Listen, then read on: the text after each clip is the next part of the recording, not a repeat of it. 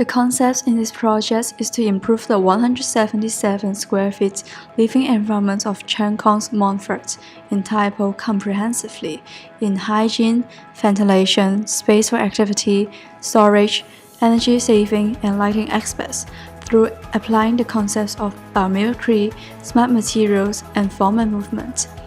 This project helps to respond to our needs in a meaningful and enjoyable way, with the intention to promote this as a long-term alternative for people to consider. For the ventilation part, we now have the problem of poor air quality. Air is trapped in the flat and hinder the gas exchange due to insufficient amount of window. So now we propose a biomimicry of ventilation system in termite mounds. Termite mound is constructed with a series of heating and cooling fans that opens and close throughout a day. Fresh air enters at the bottom of the mound, down into the space underground, then escapes at the peak of the mound. Through mimicking termite mound, we can reconstruct the exterior wall of the flat with small holes and with presence of hills on the wall. This natural system functions well with corundum effect. When there is wind blowing at the outside, air is deflected over the top of the mountains. That stream pulls other air along. This leaves an area with lower pressure behind, and air from the surrounding will be drawn to fill the area through the holes. Meanwhile, the holes at the lower level draw air from outside to replace the used air in the flat, leading to better air circulation in the flat. We have another problem of hygiene, which are damp, water seepage, and breeding of germs and insects. Therefore, our designs aim to tackle the root of the problem, damp and water seepage. We proposed a biomimicry of African beetles attracting excess moisture. Micro-sized groups on African beetles' hardened forewings are a combination of hydrophilic and hydrophobic areas, which help condense moisture in the air. The vertical interior walls are made of a form mimicking the forewings of African beetles to collect excess moisture in the flat. The exterior walls are designed with numerous small bumps on it. Then we will add a responsive indirect system collecting condensed water. There are sensors behind every bump detecting the amount of water droplets harvested on the wall.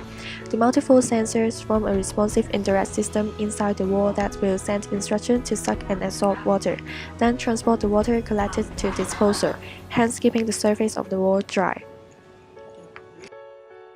For storage and space for activities, the current problems are ineffective storage method and uncomfortable living environment.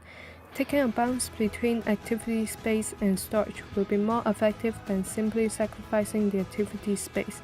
The first proposed transformation is movable folding boxes as interior walls. They are moved to define the space functions, as furniture are only folded out when needed in specific time of the day. It is a kind of direct kinetic control. The shape memory polymer boxes expand when needed for storage. The graphene frame also helps to save more spaces. The second one is Smart Bed, which is made of shape memory fabric. It works along with a pressure sensing system controlled by computer.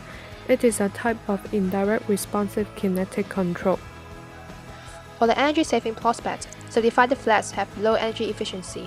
The new designs of the lighting system will help to save energy. We propose to use AgriSmart in place of glass for window. It is a smart material that detects the ambient air. On hot summer days, the AgriSmart glass will convert from a transparent state into a milky white state. When the temperature lowers, the plastic glazing will automatically switch back to transparent glass, only letting sufficient amounts of sunlight inside. Hence, we don't need to install air conditioner. Instead of typical LED light bulbs, light diffusing acrylic can be used for illumination by increasing light diffusing properties within the room. By attaching LED light strips onto the sides of the glass, it exposes small amounts of light onto the glass sheet. The light diffusing particles of the glass were then triggered by the small amounts of light, allowing more light to be visible through the colorless glass in comparison to the amount of LED light exposed onto the glass sheet.